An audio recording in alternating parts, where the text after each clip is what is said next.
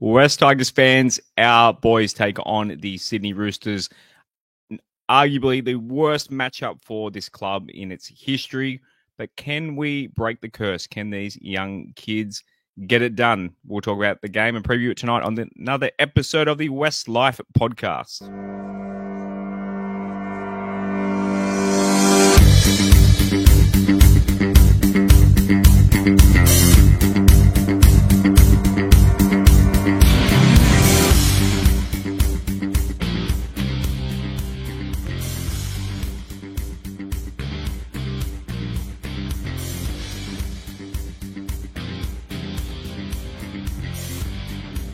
Welcome in to another episode of the West Life podcast. I am your host, Josh Barnett, and give us a follow if you haven't already at West Life Pod on Instagram and Twitter, and in the link in those profile pages and at westtigers.com.au, you'll find a link to all the stuff we do, including our Patreon. We're going to do our Patreon questions and rants that the guys have left in the Discord. A couple of new Patreons joined this week, so welcome to our newbies as well, joining the fun in the Discord. So if you do want to join for just a few bucks a month, which I think it starts at $3 or something, patreon.com/Westlife, or search for Westlife on Patreon, or follow. There's a button on that link that I just mentioned, and shouts to everyone tuning in, even though it's on a Tuesday, different night, obviously with State of Origin tomorrow evening. We thought we'd get back on the horse 24 hours later. I definitely fell off the horse last night. I was definitely side saddling last night, and to the point where I put the wrong episode on the feeds, on the audio feeds. So thank you to everyone who messaged and DM'd us. What I might do, if you haven't heard last night's episode on the audio version, I might put it on the back end of this episode, or you can go to the YouTube as well and watch it on YouTube. It's exactly the same, and you get all the pretty pictures and slides and that sort of thing. And our friendly, smiling faces, plenty of smiles last night, obviously with the West Tigers getting a win, or back-to-back wins. And the smile still is on the face of Mr. Bashara coming in from the Red Room, where, 48 hours, a little bit over 48 hours since beating the Canberra Raiders. We have to turn our attention now, I guess, to Sydney Roosters, Rob, but let's just shower a little bit more in the great day that Sunday was. Yeah, g'day, Josh. G'day, everyone. We're going back-to-back like the boys did the last couple of weeks. Last night was a bit of fun, Josh. To anyone that didn't listen, Lockie Galvin got about 6 tries. Adam Dwayne got 3 or 4. So we had a bit of fun with all the audio. But the good thing was, whatever you pressed, Josh, it was all good news last night. So we had a bit of fun with that. But yeah, look, still on a high from the weekend. Massive task this week. If we do well, fine. If we don't, it's cool. We've got a young team. We'll get into the team, but we've named a pretty experienced extended bench that there might likely be a few changes to the starting lineup by Sunday.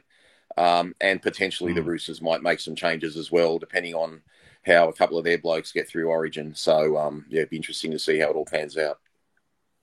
Yeah, I wrote in the socials last night was very similar to my marriage. I pushed all the wrong buttons all night last night. So, not great form from me, but I'm back. Look, players have bad games. Lockie Galvin has bad games. Even Benji Marshall back in the day had bad games. I'm ready to bounce back performance tonight, but not many. There's not much audio or anything to play, so it might be a bit of an easier one for me. Coming in from Ermo, and looking very sleek with his new haircut, as we mentioned last night. Aaron Thompson, how are you this evening?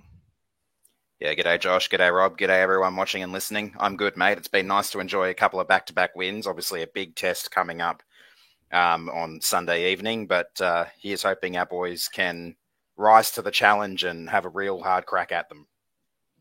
Speaking of crack, congratulations to our man Riff in Miami. The Florida Panthers won the Stanley Cup today. Good stuff. So that's good on your Riff over there, who obviously came on the show from Miami a few weeks ago. So good on you, mate. They were up 3-0, and then it was 3-3, and won Game 7. So he sweated that one out, and there was plenty. I even made a channel on the Discord for him for hockey, and a few of the other guys were jumping on the Panthers bandwagon. That's a Panthers bandwagon I'll allow on the Discord, is the Florida Panthers one. So congrats to those guys. You copped a bit of a call out. You both spoke at the same time then. What did you say, Az? I was just going to tell Rob that he copped a bit of a call out in the Discord from Riff if he wants to come check that out after he's done with the show tonight.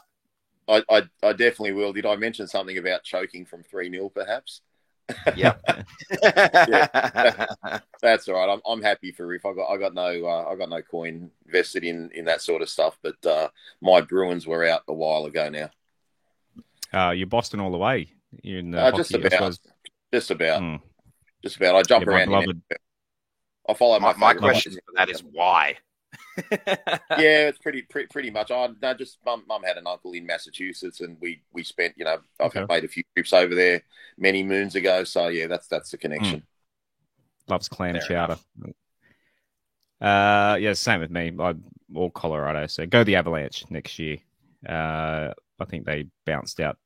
They literally bounced out the day before the Nuggets in the NBA. It was pretty depressing for Colorado sports fans. Anyway, speaking of sport, if you like to gamble on sport, we recommend you download the ChaseBet app, sign up with them via the link that we have in our profile pages. If you go to westtigers.com.au, there's a big purple button. So sign up. If you sign up through there and then send them a little DM, say that we sent you, say introduce yourself. The guys there will look after you. I know a few guys in the Patreons, there's heaps of specials. Like there's specials, second to none, especially if you like to have a punt during the week as well. I know Roberto likes to get onto some of those if you like it. They're pretty good with the dish lickers and that sort of thing. So love ChaseBet, love their app, and download it via our link in our website. Think about your choices. If you need gambling help, 1-800-858-858 or gamblinghelponline.newsouthwales.org.au. Righto. Only news story that really has happened in the last 24 hours and kind of keeps carrying on and on and on and on. Dave Riccio, he said on SEN this morning, he reckons there's multiple clubs throwing $1 million per year for Stefano Utoikamanu. To quote Riccio on the radio, said it'll be fascinating to see which clubs enter the bidding war because, as I said, I know at least one club who are willing to pay at least $1 million or more in order to get him. He'll go to the open market. It's a fait accompli. Rob, thoughts on $1 million? Like, I love Steph, but $1 million per year. Yeah, again, guys, I'm not keen on these people that say someone's going to pay $1 million and they don't want to name the club or name the source. I mean, I made a comment tonight on Twitter. Someone replied to that comment. Don't know who the person is. Said it could be St. George, and that's a fair point. They missed out on Adam Fanua-Blake last year, who ended up joining Cronulla, but it looked like he was going to go to the Dragons or us before eventually signing with Cronulla. So. Everyone would want Steph. He's a good, big, young prop. As for us, as I said on last night's show, guys, I think we just want a decision one way or another so that we know how to use the money in our cap. We just can't have $800,000 for next year's cap dangling around, and not to mention the extra 3.2 for the next 4 years. We've got to make some long-term decisions. If he's off the table, then we've got to, extend Samuela or, Sione or Fanua-Pole or whoever. So we've just got to make some decisions, and we're in capable hands, guys. We all trust Richo. He's making all the right moves, and he'll do what's best for the club. And personally, like, maybe the Tigers do up their offer on Stefano, but again, given what Richo said, I don't think he's going to compromise our salary cap over one player. And we need strong leadership, and we've got a strong leader. So I think whatever Steph decides, so be it.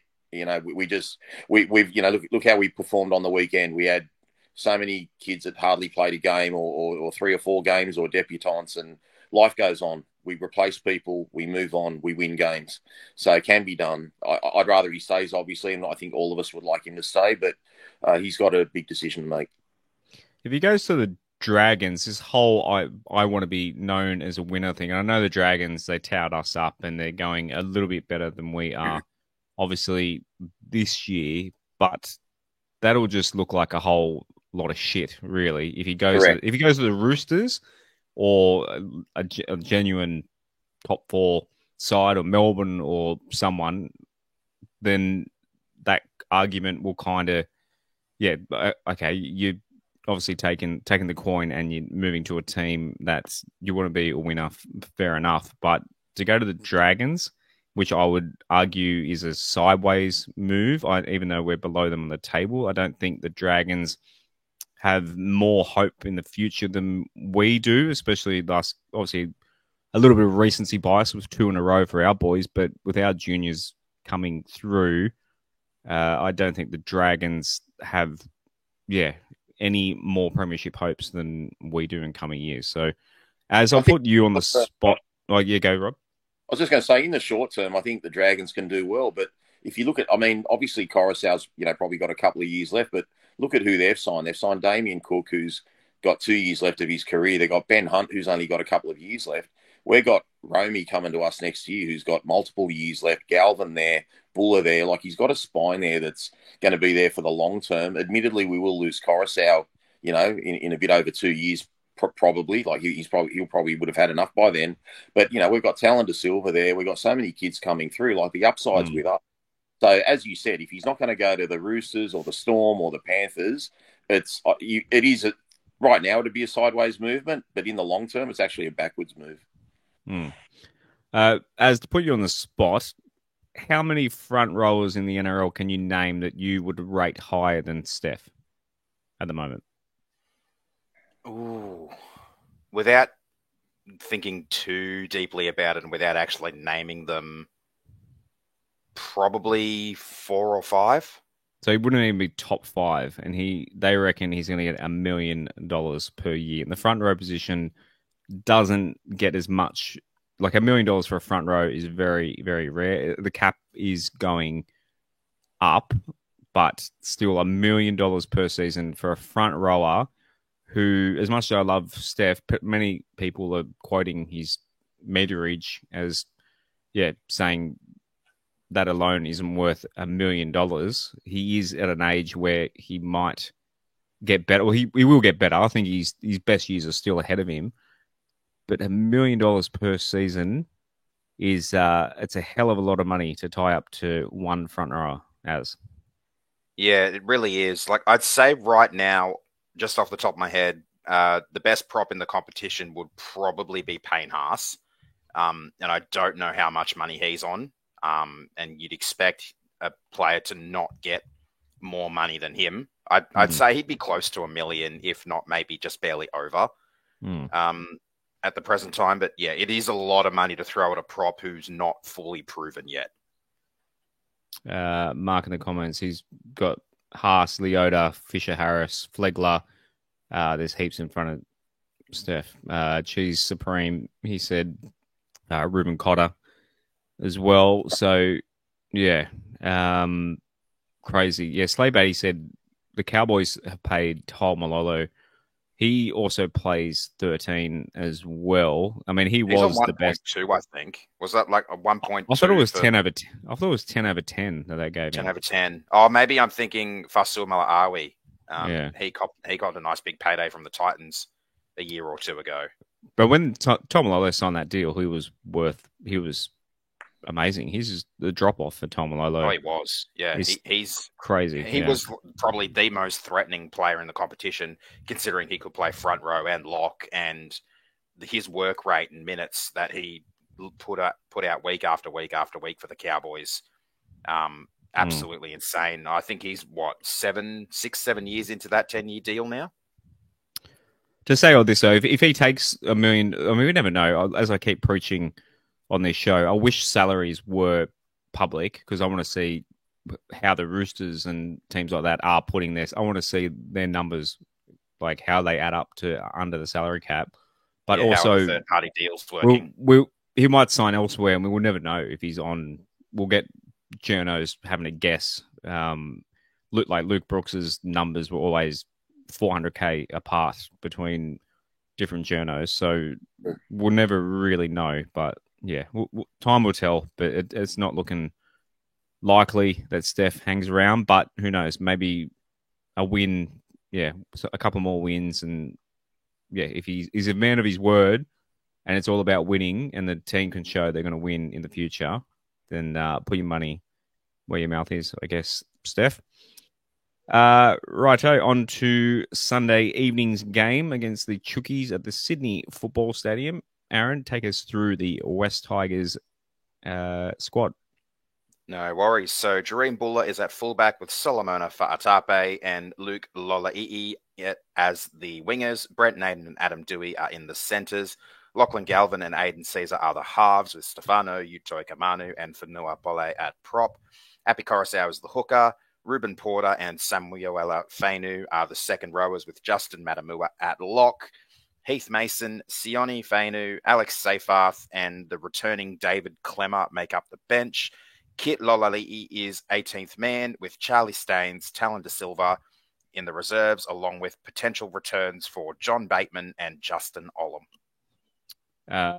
Sorry, Rob, just to go back on the Steph thing. Emmanuel's asking, do you know who Steph's manager is? It's definitely, I don't think it's Isaac Moses. No, it's not Moses. I did know who it was, and the name just escapes me. I'm sure one of the other listeners can look it up or put it up, or one of you guys can Google search it or whatever. But I can't think of it at the moment. But I don't think it's one of the, what you'd call the big three or big four, put it that way. Right, at this team list, Rob, there's a few names there outside of the 17. So Staines, Bateman and Olam, the three who were in the starting side only a couple of weeks ago or pre-injury. Obviously, Bateman, it's been a little while since, but you would argue those three have all been basically, if they're healthy. I don't know if any of those guys have played Cup. I don't think Bateman hasn't played Cup. I don't think Olam has played for Magpies. Staines maybe a little bit. But, do you think Benji is just waiting to see if these guys are fit and ready to go? Will you expect a couple of more 20-plus numbers on the back come Sunday night? I'm not sure what changes are going to be made, Josh. I think, it's actually a little bit unfair on Benji this week. We've got a lot of our fans saying, this is great to have. We've got a team in form. We've got players coming back. Everyone's vying for positions. But I honestly think Benji's in a no-win situation this week. I think if he keeps the winning squad, which he's got every right to do, good on him and like force these other blokes, to make their way back or earn their way back. But if he then does bring in who he should bring in, such as your Batemans, Olam if he's fit and, make some positional switches and we lose or we get thumped, then, you'll get people and critics saying, well, why did he change the team around? Why didn't you stick with the kids? So I don't envy his position and whatever he decides, I'm not going to be upset next Monday. It's just a tough one to do. But obviously, one big move is if Olam comes in, well then, as we discussed last night, Dewey will most likely switch to right centre, perhaps moving Naden to the wing, or Naden might get dropped, and we keep the young boy who made your favourite pronunciation, Luke L, on the right wing, or we bring in Charlie. Like, there's so many different options that Benji's got. I think Bateman needs to come in for Porter. That to me is at a bare minimum. I think Porter either goes back to the bench or gets left out for this week. He's done a job. He's served his purpose, but he's still got certain development to do. But they're all playing well, guys. So whatever Benji does this week, it's a really tough one. But I'm sure him and his staff will work out what's best in the long run. But there's a part of me that kind of says, if all our experienced guys like your Clemmers and Batemans are fit, it'd just be really nice if he says, you know what, guys, have the week off or go play some Cup and let them just burn and just say, we've got to earn our way back into the team. But I can't see now. The Roosters have got too much class, and we need to get some of the big named experienced blokes back. But it's a good position really in a way for Benji to be in. But at the same time, he's not, whatever he decides, if it goes pear shaped, someone's going to want to blame him for something. Sorry to jump back. A couple in the comments are saying Daniel O'Loughlin is Steph's manager. I Yeah. don't know Well, if you know who. I think he's got a really good relationship with our former football manager that Justin Pascoe threw under the bus, who's now with Canterbury, Adam Hartigan. I think that's how we got him to begin with. So you never know. Like maybe Canterbury will sign Stefano and he'll get shares in one of Laundy's pubs. I mean, these third party deals, you just can't. That's I don't know how. I don't think you can. I don't think they, because Laundy is on the jersey. You can't have a third party sponsor be also a sponsor, but you can't. You can't even have a box. Like if you have a corporate box at a game, you can't give third party deals to a player. Like you can't have any affiliation with the club. So it just seems that like whenever Canterbury want to get a player, they get a player. Like 2 or 3 years ago, there were talks that they had no room. They weren't even going to be able to have 30 men in their squad. That's how bad their cap was. They had to get rid of all these players, and then suddenly they just went on a massive spending spree anyway and got your Kickows and your Crichtons and all these sort of guys. So I don't know how they do it. It has to be something. It's just not. I know that over players, but if you go back even 7 or 8 years ago, they had to get rid of the Morris brothers. They had to get rid of Tony Williams. They had to get rid of Aaron Woods. They couldn't go on with Andrew Fafita. Like, they've always got salary cap problems, and 5 minutes later, they just go on a shopping spree. I don't get it. We're in the position to do the same thing, but they seem to get away with it. Yep, 100%. Back of the team list, I think Justin Olam, if he's fit, is a no-brainer. And I would probably, in my opinion, not that Benji should take anything I say into consideration, but I would, like you said, probably push Nathan to the wing of Fatape and Olam into the centre and then switch Adam. I think Adam's versatile enough, to go to the other side. He can have an intercept try on the other side of the field. Why not? What would you do? Would you do a bit of a Sheensy shuffle with the team? I mean, I wouldn't call it a Sheensy shuffle when the players you're shuffling into those positions are known to actually play there. But basically what you two guys have said would be what I do. Fatape out, Nathan to the wing, and Olam in with Adam on the other side. Like Rob said as well, Bateman in for Ruben Porter. Give him a little bit more experience in Cup, continue to work on his game and build up to potentially returning back to the team again. That's pretty much what I'd be doing.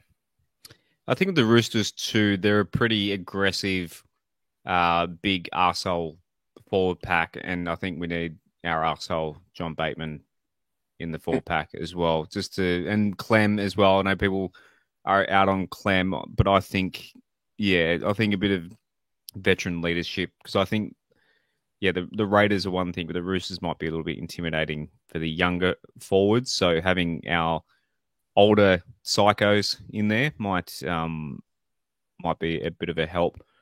Elsewhere in the team, Matamua still running at lock. How have you guys thought? He seems to. It was a few years of him not getting a solid crack in first grade, but Rob, he's solidified a bit of a spot. Matamua.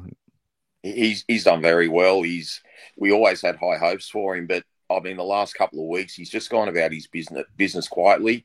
Doesn't take that many hit us, but he's just provided, a real good link and just gives us a little bit of shape. He's got that variation in his game, which, the other guys we've had at 13 are just generally head down, bum up and run as hard as they can, where Matamua's, got that variety in his game. Doesn't overplay his hand, but just seems to be picking his moments at right now to do the right thing. So I think he deserves to keep his spot. And look, I know we're 3 games out of 8th place, and people can dare to dream, but we've just got to be building for next year and getting some more games and giving him more experience. And look, if Matamua wasn't, if the coach wasn't happy with Matamua, I don't think he'd be in the team this week, because it looked like there was a time there where every other person was getting picked besides Matamua. What have we had, 35 players or something play first grade this year? So he finally got his chance and he's made the most of it. So I'm really happy for him, and I just hope his form continues. How far out of the eight are we? 3 games and a bit of for and against. So you're telling me there's a chance? Yeah! I haven't played that for a while. That was an excuse to play that. That's why that sin bin hurt. We needed some more points differential. Yeah. As any other, pretty much everything else is, as Rob said, carrying over a winning side. But it'll be very interesting to see what Benji does 24 hours. You would think the 24 hours, because obviously there's updates an hour before and 24 hours before. So we'll see Saturday evening what the go is with Benji. But it looks like, as he's kind of got players, mentioned before that Sheen's never played players in positions, but it looks like he's kind of solidified the roles and simplified bit of consistency with the players knowing what their roles are instead of chopping Pole to lock and then the front row. Like he seems like he's got a bit of consistency and knows what he wants now, Benji. Yeah, well, there had to be a little bit of that in the earlier parts of the season, considering the fact that we've had so many injuries. We've had a lot of forwards playing probably roles that they're not ideally suited to play or would play normally. But yeah, it seems like he's trying to keep the team relatively settled now. This is one of the first opportunities we've had to keep the team settled, barring players returning from injuries, because we're often copping more injuries or more suspensions or just all other BS sort of going against us. But I think the main reason why John and Justin have been included in the reserves is because of the fact that our game is the last game of the round late on Sunday evening. So he doesn't have to make that 24 hours before decision until about 6:15, or have that decision submitted until about 6:15 on Saturday, which gives him a lot of time to see how those guys shape up over training for the rest of the week, and probably really in the captain's run on Saturday as well to make any ultimate decision. So he's got the option up there of sticking solid or being a little bit more flexible and bringing back those guys who we know can fill the roles when they're in the team. Yeah. So we shall see. Right, sorry to make you go back to back with the vocals, but run us through the Sydney Roosters side. No worries. So captain and fullback is James Tedesco. Daniel Tupou and Dominic Young are the wingers, with Satili Tupanua in the centres along with Joseph Manu.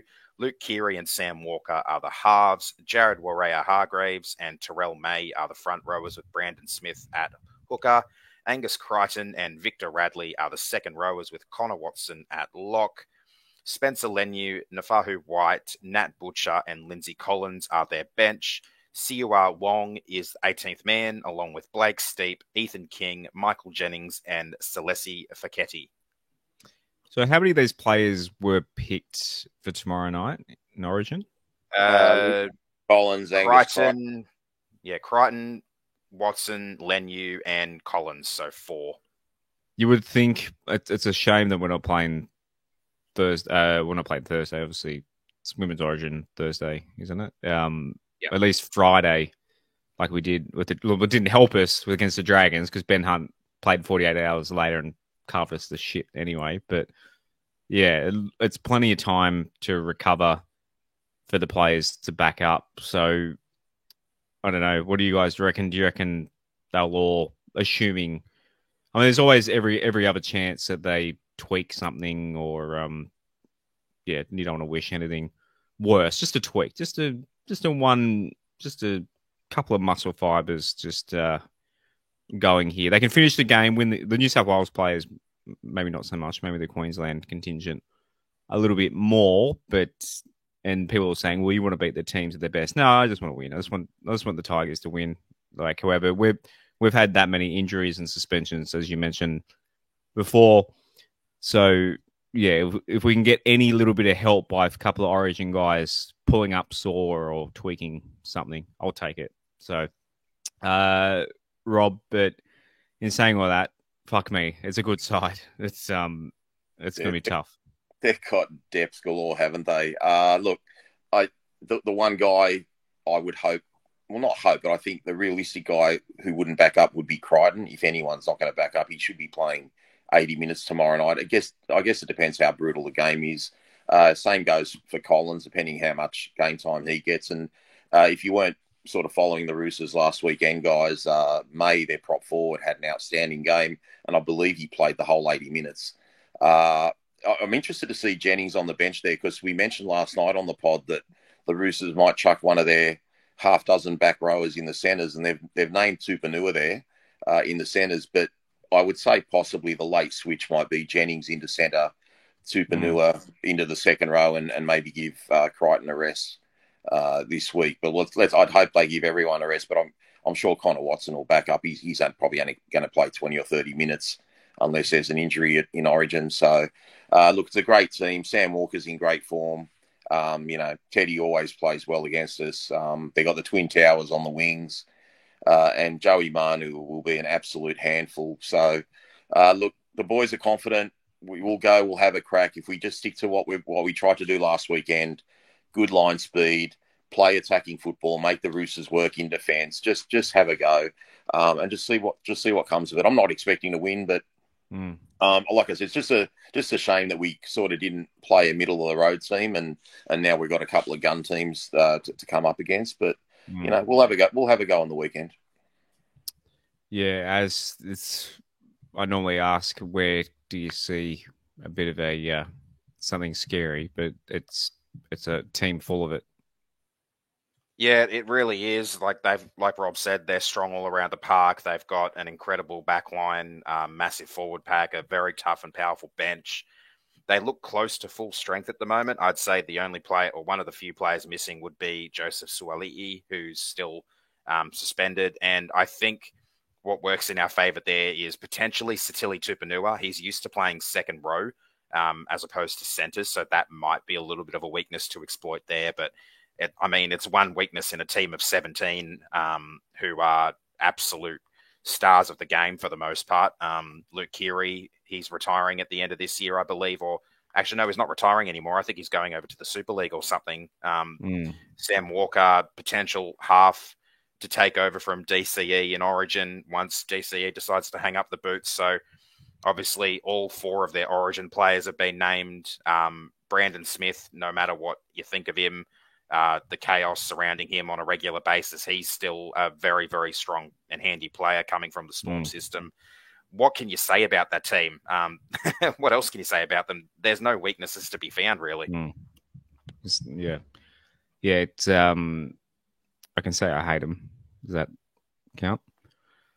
Right, stats man. What have you got for this one? Well, I went to have a look through how our team are going compared to theirs in the stats department for the season, to see if I could find any stats that might give us a little bit of hope. And in the stats listed on NRL.com, I found one. The Roosters are fourth for handling errors, having made 152. That's fourth most, by the way. Well, we're down 6th least at 127, which is a difference of about 25. So we've made 25 less errors than them, and they've played one extra game than we have as well. So if you take that into consideration, there's not a lot there. There's actually a few milestones going around in this game. James Tedesco is playing his 150th game as a Rooster. It's our club's 600th game as well. Oh, really? So that's exciting for the club. Yeah, they announced that in their team post today. And I can't remember where I saw or heard this, but I think there's some sort of milestone this week for Trent Robinson too. Maybe games coached or like a record games coached for the team or something. So yeah, right. Maybe we can be milestone wreckers again, like we were known to be in those early rounds of 2018. Yeah, we have ruined a few of them over the years, but my God, I've got the stats up for those watching on the stream. I've got basically our last, 17 years of L's there. It's just literally 1, 2, 3, 4 W's since 2007. And I say this every time we play the Roosters. So it was only 1, 2, 3, so 4. The first win there, that was the 27th of March 2009, the day before my 21st birthday. So I went to the game the night before my 21st. So I was 20 years old. Since I was 20, we've only beaten them 3 times, and I'm 36 years old. It's just been torture against these fucking Roosters for so long, and I know so many Roosters fans, and it's just there's 2010 as well, obviously, that you're throwing there as well, that we should have beaten them. There's fucking Hino pick up the ball, we beat them there. Rob, just the history of playing the Roosters, apart from 2005, we beat them. I don't have that up here as well, but yeah, even back into Balmain Tigers fandom, I just feel like we just never ever beat the Roosters, and it's just literally like a curse. Yeah, they've got the wood on us. But look, I mean, I don't care if people think I'm a sook or not, but it's just not a level playing field. I mean, they have more to spend than we spend, whether people like it or not. You know, so they have third parties everywhere. They got more multi-millionaire sponsors than they have supporters. So it's just hard to compete with teams like that. They want a player, they get him. You know, they acquired, Cooper Cronk and James Tedesco in one season. The year they won the comp, I think they signed back then a gun Michael Jennings, Sonny Bill Williams, Luke O'Donnell, and someone else literally 3 months before the season started. Like, your cap's meant to be done and sorted by them. The Roosters just get who they want whenever they want. And look, they run a good operation. And, I guess players like to go there because they know there's opportunities post-football with all their, well-to-do sponsors. So I hate their organisation, probably because they're too good. But at the end of the day, that's who they are, and we are who we are. We just got to push it uphill and try and compete and do the best we can. The thing that annoys me is that they don't really have a junior base. They don't have a nursery like we do. Penrith does.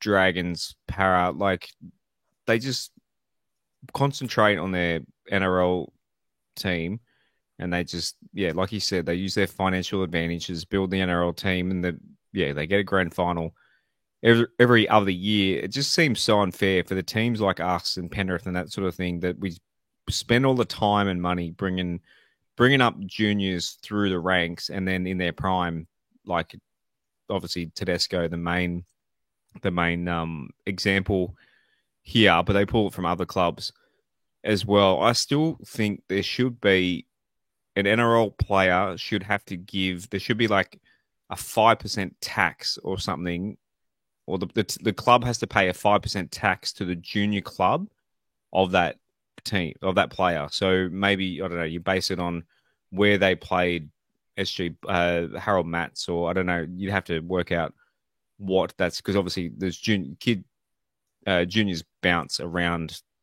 different clubs, and the Roosters obviously do have their own mats and ball and that sort of thing. But yeah, they should have to give, I reckon, and make it like a financial reward for the Tigers, the Panthers, and your Parramatters. Yeah, they'd have these nurseries of just too many good players. We've seen it already. We've got these 16-year-old kids, and everyone's just like, well, we're not going to keep them all. But our Magpies are just flushed with future talent, and they're like, oh, well, Tigers won't get to keep them. It's like, well, it's not really fair. Like, we should have either compensation if you take them, or get cap reward. Maybe it's a 5% decrease on a discount. Discount's the word I'm looking for. If it is your own junior, why shouldn't we get a 5% discount on a cap if we bring a player from the time that he's 15 years old into first grade and spend years of him, like it's just years of developing them, rehabbing them if they're injured, looking after them, speaking to their parents. Like, it's just years and years of effort and time and money and hopes and dreams and stuff of them playing for us, and they just fuck off to the Roosters. It's just such a frustrating thing and a unique thing about rugby league. I don't know if there's another sport in the world, American sport, they come through a high school and then they choose a college, and they go from a college and they play for the team. So there's no affiliation between the top a pro franchise where they come from. In AFL, there's a draft. I don't know that too well, as you might be able to tell me, but they do have a draft system there that helps talent get spread around the league, and the teams at the bottom get some more talent. It seems like rugby league, I follow a decent amount of sports, and it seems like rugby league is the only sport in the world where a club can literally have a teenager for his whole teenage years and turn him into a player, and then just he's gone like to another club that just offers him more money than they can afford. So I'll just give you a quick rundown on the AFL. So basically, you're right. They do have a draft. But they also have academies. I know the Swans have an academy. The Giants do. The Gold Coast Suns do as well. I think it's mostly the outer state teams have the academies. Plus, they all have their basically junior grades that they come up through. But yeah, they get to the draft, and the club whose academy a certain player belongs to, they can sometimes steal draft picks if a different club decides to kind of draft that player, but it costs them and stuff like that. So there's a lot of inner workings there, but yeah, they do have a system that better allows the young talent to kind of be spread through the comp a little bit. Obviously, the teams that are lower on the ladder one season have the higher picks in the draft the next year, and yeah, that kind of works out fairly well there. Like, we've also seen, even just this week, one of our youngsters coming up through the grades has been snatched and gone off to South Sydney. So, I mean, I agree with you that there needs to be some sort of, I guess, reward for the clubs that develop these younger players, but it also kind of would have a bit of an effect when clubs like ours have multiple junior pathway systems. So obviously we have three. Like, we've got Balmain, Western Suburbs, and MacArthur Tigers as well. So there's a lot. There's a lot there where,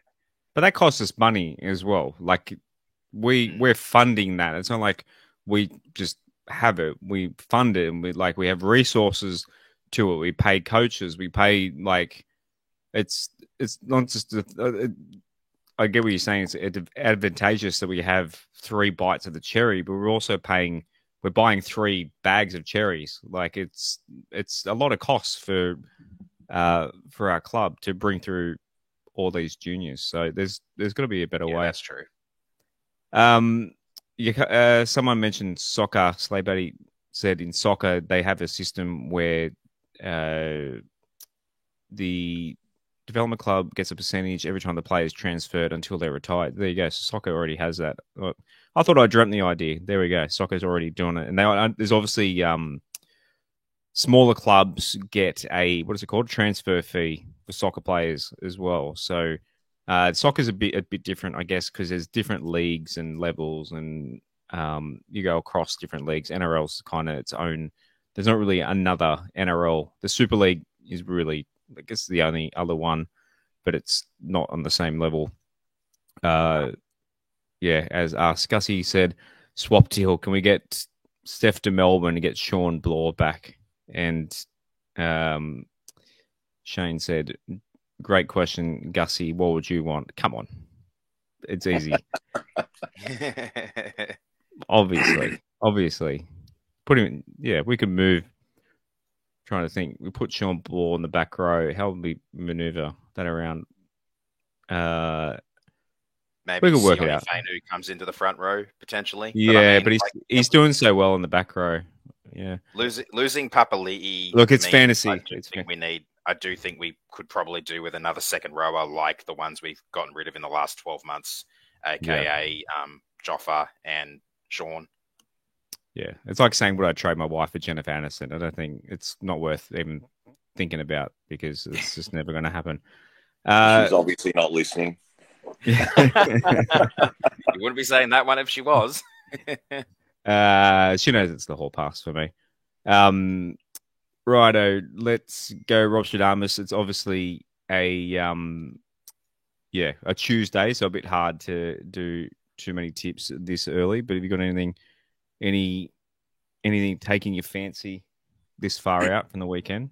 Look, this far out, I mean, hopefully, if anyone does listen to this and they listened to it before Origin, a lot of people are saying it's going to go over 38.5. I actually think it's a low-scoring game.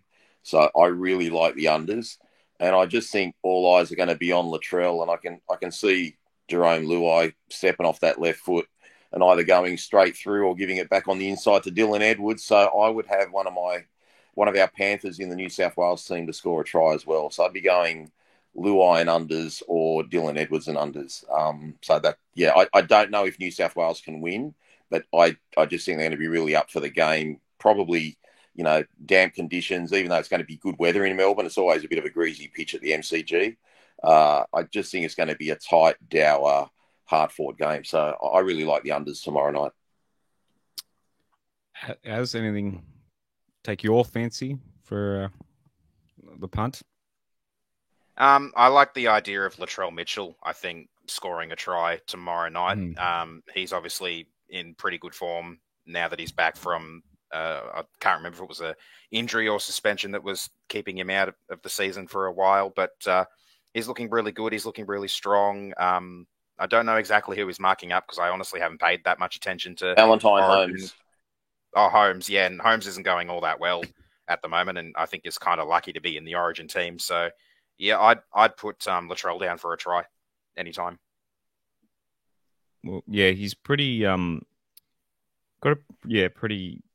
He seems like every time Latrell plays, he does get over the line. Yeah, it's for Origin. While we're having a crack, I'll go. I love a back row. Who are our back row? I've been going Angus Crichton the last few games. Surely that hits eventually. So Angus Crichton's my Nanai 2 for Queensland. Bit of value there as well. So into the Blues women winning the decider. Oh yeah, of course the Blues Thursday night. Get on Kezi. What's Kezi paying for a try? Have they got How good has she been playing too in both Origins? She's been outstanding. Unstoppable. Hasn't scored a try though. I don't think she scored a try though. No, but she's made some clean busts, and I mean the wet didn't help in game 2, but game 1 she just was busting through that line. They couldn't handle her. She was so good. Yeah, watching Kezi in those Origin games so far, I'm really excited for our NRLW season. I was talking to you about this on Sunday night, Rob. I'm really hyped for the girls. I think with how the girls in the Origin team have been going, plus the signings we've made, plus the experience that the girls have gotten from last year, I think I really like our chances of having a really solid crack this year when it starts in about 4 weeks' time. Yeah, let's hope so. Righto, on to the rest of the round of the NRL. We've all gone Sharkies against the Doggies on Friday night. Anyone? Yeah. Rob, you thinking Cronulla in this one? Yeah, tip Cronulla, but you can certainly make a case for Canterbury. Like, Cronulla have lost 3 out of their last 4 games. They'll want to win. Canterbury got Kikau back last week. They got Burton, so their left edge will be intact. I think they're missing Connor Tracy due to concussion. Blaze Taff comes into fullback. They're going pretty well. Should be a really good Friday night game, but, I just had to pick someone, and we had about 5 minutes to do the tip, so I've picked Cronulla, but my tipping was pretty atrocious last weekend. I think I got 2 out of 5. We've all gone the Broncos. The Paul Wars aren't in good state at the moment, as. Yeah, no, they had a bit of a shocker last weekend. I don't think anyone really expected what happened in on the Gold Coast to happen. Sean Johnson's back out again for at least 4 weeks with an Achilles injury, although that kind of works in favour of the Warriors. But most of the Broncos Origin players have been named to back up, and if they do back up, I think the Broncos will probably bounce back on their last month or so a little bit better than what I expect the Warriors to. Az and I have gone the Knights up in Newcastle, and Roberto's gone the upset with the Parramatta Eels. It's a tough one, very close in the betting here. I've just gone, it's the home team, the Knights for me. So, Rob, what's your argument for the Eels? Not much of an argument other than the Knights have got, I think it's Will Price debuting at 5'8", so they've got another new halves combination. I just think if Moses backs up, Gutho there, they've got a pretty decent back line. They've still got great props in Paolo and Regan Campbell-Gillard.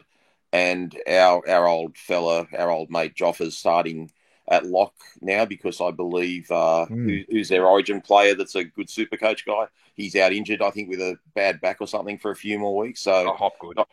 Yeah, Hopgood. So, yeah, Joffa's going to get a start there. So, I don't know, I just thought if I'm going to pick an upset, that might be one. But that's going to be such a hard game. I mean, I'm sure the betting will be pretty even in that one. But, yeah, could go either way. Got no real confidence in it. Yeah, you can't Hopgood with a bad back, can you? As the Knights for you.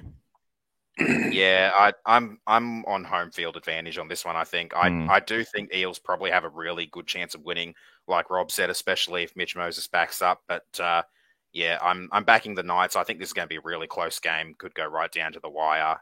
Hopefully, the home crowd and home field advantage gets the Knights home in this one. Storm at home Saturday evening against the poor old Canberra Raiders, $5.50 outsiders. The poor little old Raiders, they're imploding a little bit, it looks like. So, yeah, I expect Storm to win this pretty comfortably. Can't make a case for Canberra after getting towed by us and towed by the Cowboys. So, yeah, I mean, I still think they've got a good team. I don't know what's wrong with them, but, yeah, I can't go against the Storm. Sean Bloor, Canberra do actually have a really good record against the Storm, particularly down in Melbourne. But yeah, I can't see them. I can't see them doing much of anything after what they dished up against us. Rob's gone the Finns, and Az and I have gone the Dragons. They are playing. I've got the betting app open. Are they in the Gong or are they in Cogra at this one? Cogra.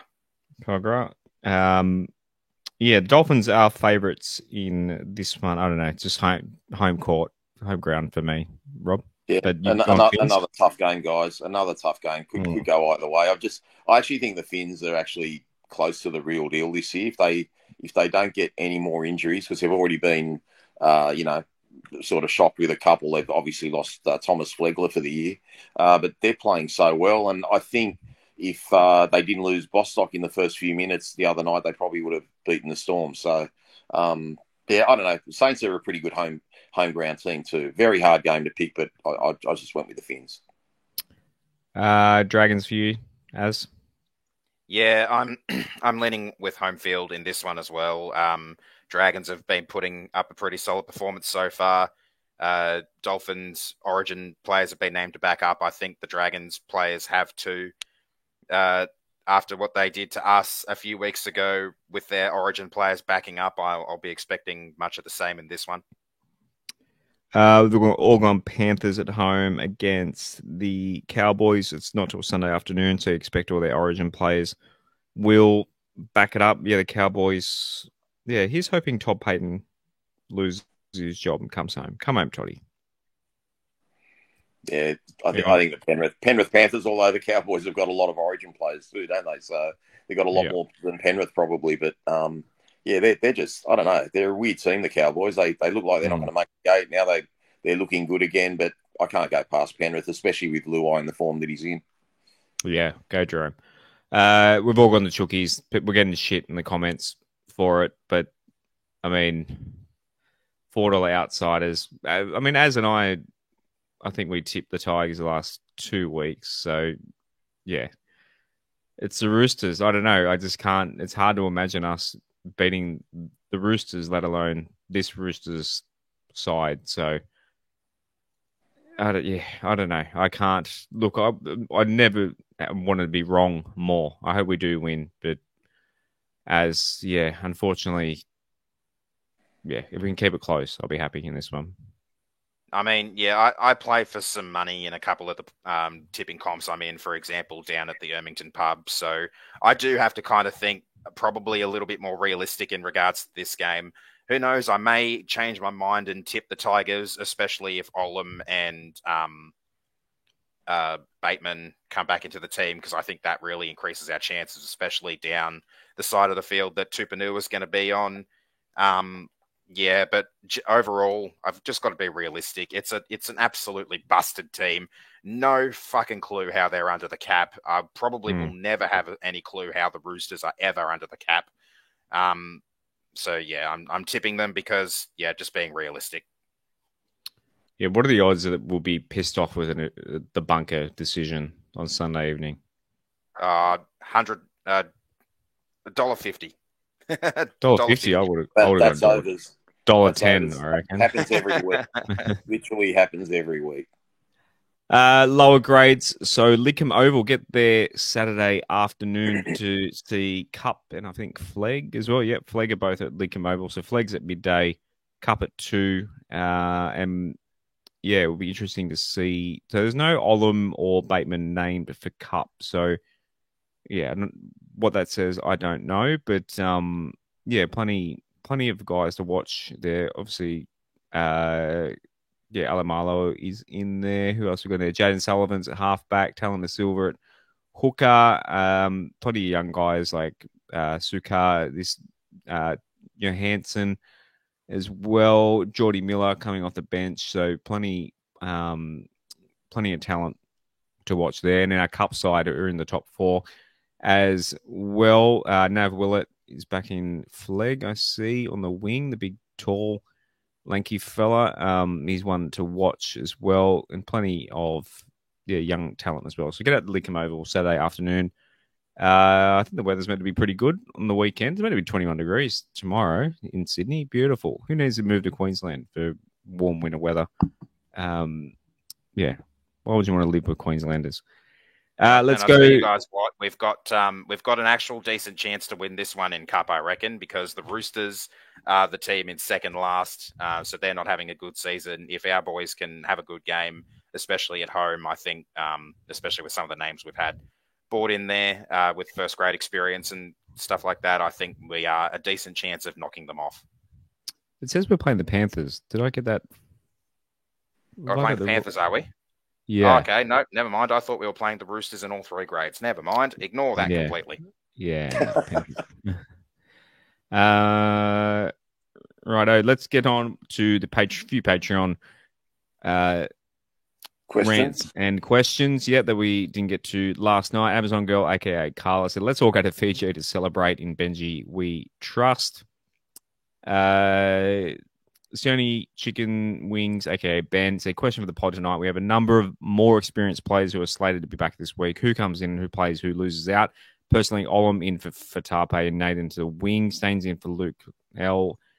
Bateman maybe for Porter, but he's been rock solid since starting. Phil Clemmer's days are numbered and should be in Reggie's."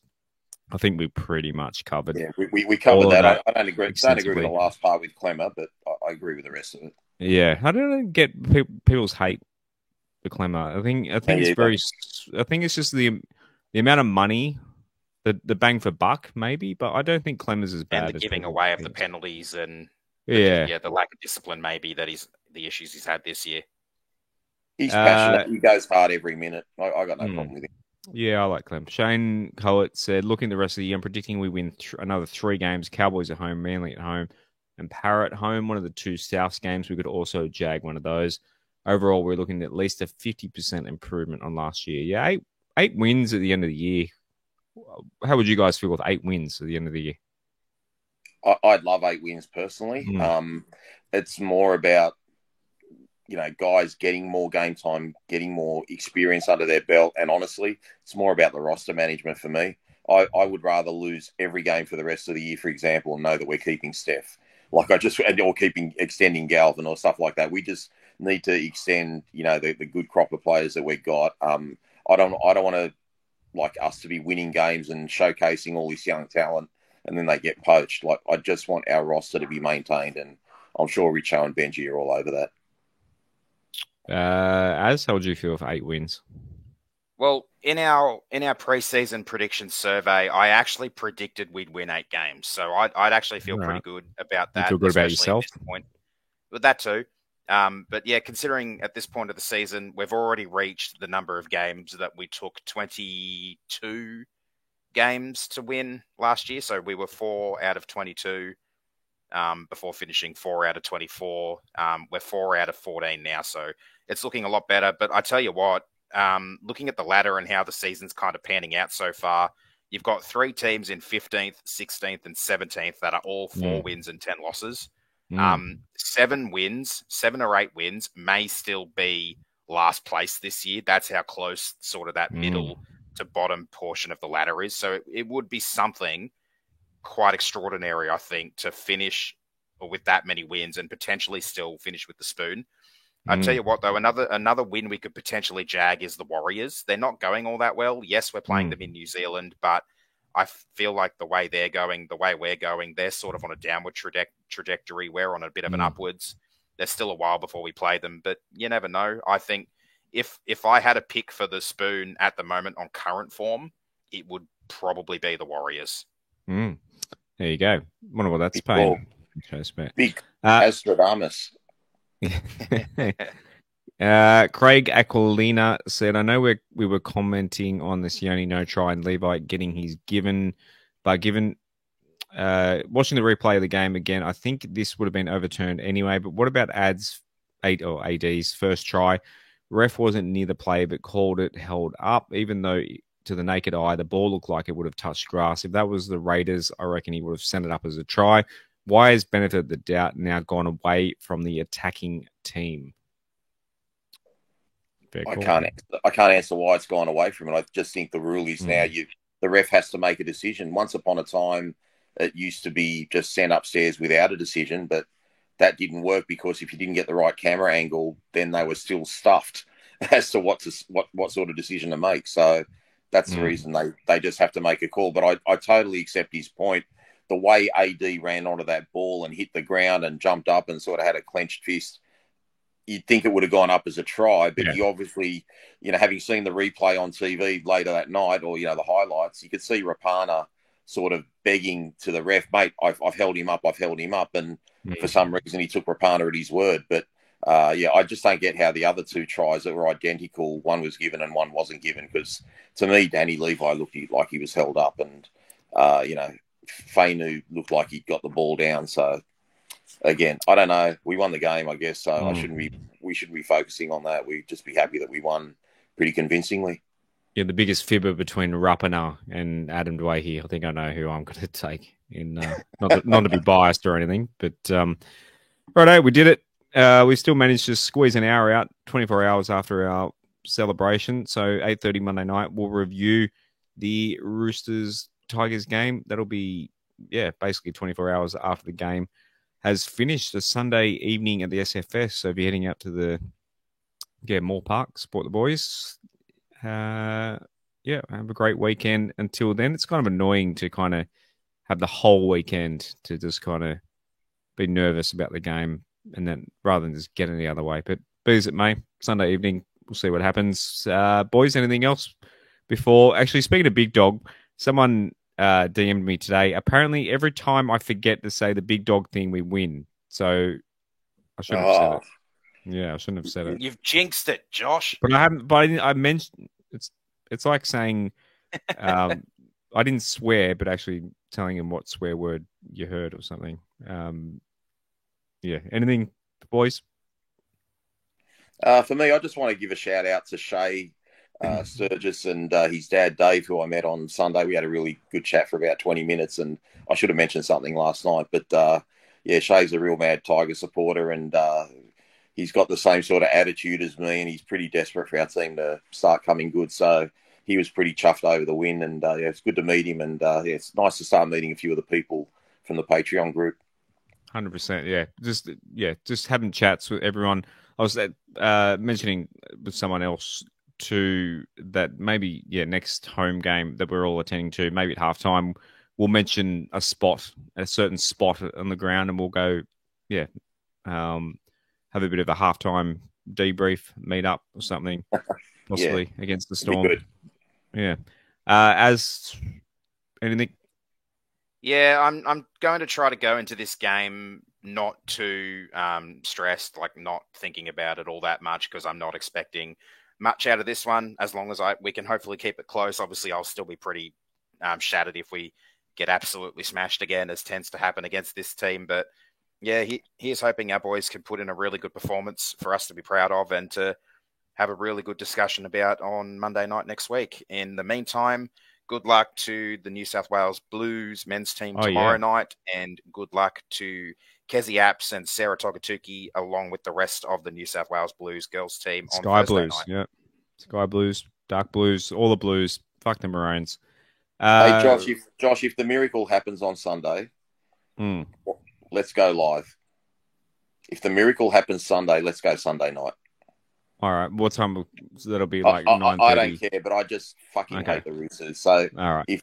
I'll probably end up winning by 50 now that I've said that. But if the miracle happens, boys, I'm going to be so pumped. You guys are going to be pumped. Let's do it. Deal.